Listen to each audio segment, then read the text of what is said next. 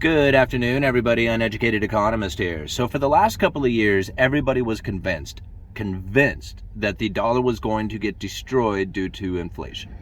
That the money printer go burr, dollar go down, hyperinflation scenario, the dollar is done, everybody's going to die. And that was pretty much like everybody's belief. In fact, I can talk to just about everybody I know and what their ideas about the money supply, and everybody says it's an inflationary scenario and that we can't stop it from happening. Hardly anybody is considering a deflationary scenario. But yet now we're starting to see the articles come out that the inflation is going to pass and that deflation is going to be the critical problem. Now, we can see it in the asset prices. When you start seeing the stock market go down, the treasuries go down, the housing market go down, all this stuff is starting to lose value. That's the irrational exuberance coming out of that market. When you can borrow money to buy a house, you do not have to come up with the cash to buy the whole thing. You can borrow money to buy it. When you can borrow money to buy a car, when you can borrow money to buy into stocks, when you can borrow money to buy things, then the things that you are buying are going to go up in price. Think about it. If you could not borrow money to buy a mattress, would there really be mattresses out there worth $5,000?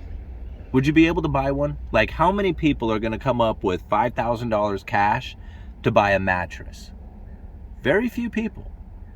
But if you're going to finance that mattress, well, then a lot of people would be willing to buy a $5,000 mattress because you don't have to come up with the cash. The monthly payment gives you the purchasing power to buy a $5,000 mattress. And that's the reason why you can even have a $5,000 mattress, is because you can finance it. If you couldn't finance it, it just wouldn't be there. That's the same for expensive cars, expensive homes, expensive anything out there that you borrow money to buy. And that's including the stock market. So if you can't borrow money to get into these assets, well, then guess what? The asset prices are going to come down. And that's what we're about ready to experience as the Federal Reserve reels in that irrational exuberance, that dumping of credit into these assets. That's not going to take place as much as it once has, as the cost of the money itself to borrow the money goes up with the lifting of interest rates. This is where we're going to start moving into. And a lot of people are going to have a hard time understanding this because they're going to start seeing the asset prices come down. They're going to see the housing market, the stock market, all this stuff start to come down, and they're going to start pointing their finger at the Federal Reserve saying the Federal Reserve is causing this. They're the problem. So they were the problem that was destroying the economy to begin with by all the money printing and causing these asset prices to go up and making homes unaffordable and cars to pretty much disappear out there, right? Because this is all the Federal Reserve's fault, right? That's what a lot of people are going to say. So now it's going to be the Federal Reserve's fault for causing a recession by doing exactly the opposite of what they were doing that was causing problems to the economy to begin with.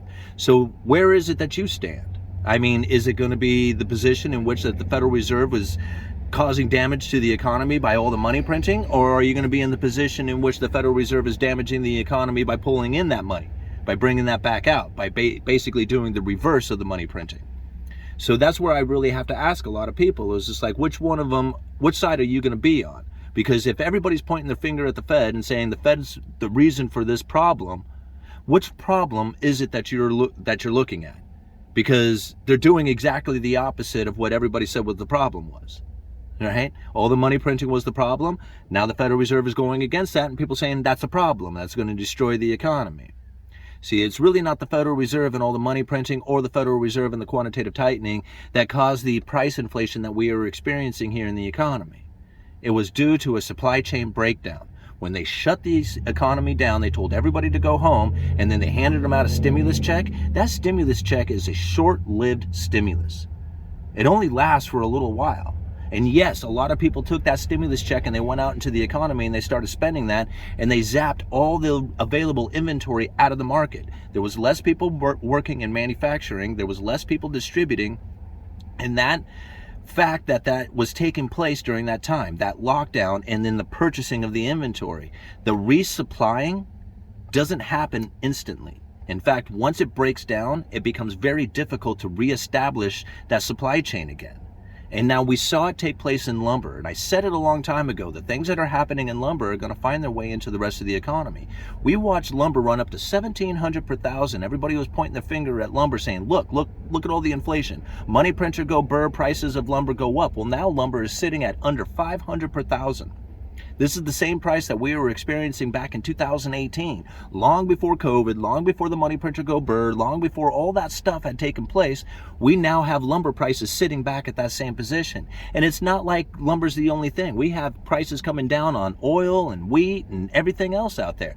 I mean, you think about the input costs that caused a lot of the inflation out there. People are saying energy costs are going up and that's what's causing the inflation. Well, the energy prices are going to start coming back down. That's disinflation, even deflation taking place.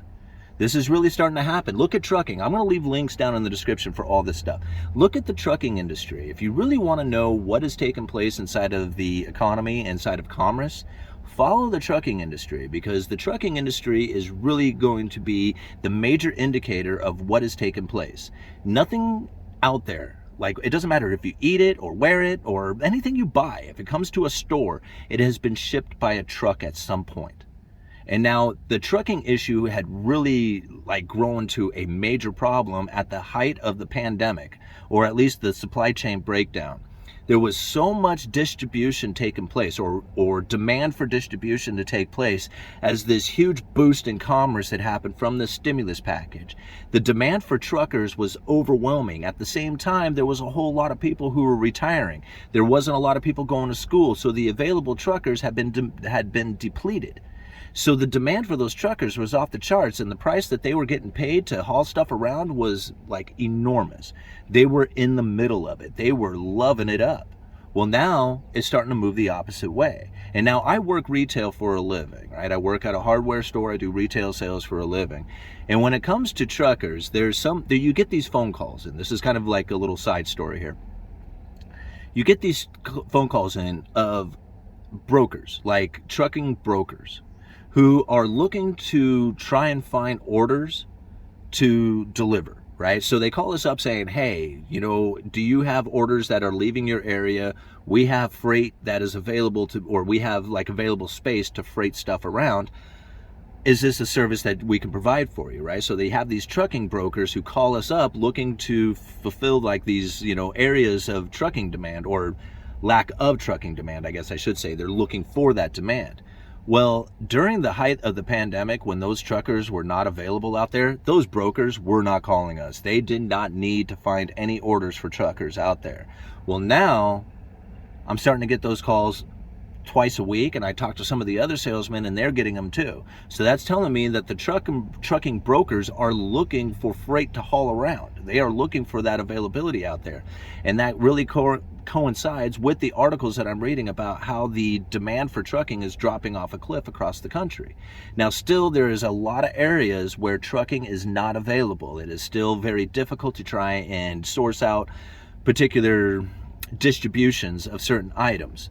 But the idea behind it getting worse has definitely dissipated and is now moving into much more available. And in fact, it looks to me like we could even move into a trucking crisis, as during the height of the pandemic and the demand for trucking went off the charts, a lot of investment started pouring into the trucking industry. Well, that investment may turn out to be malinvestment. And that's something we have to keep an eye on, because this malinvestment may say that a lot of trucking companies will start shutting down. We may start seeing the evidence of that start growing more prevalent too. All right, I'm going to leave it at that. Uneducated economist, you guys let me know.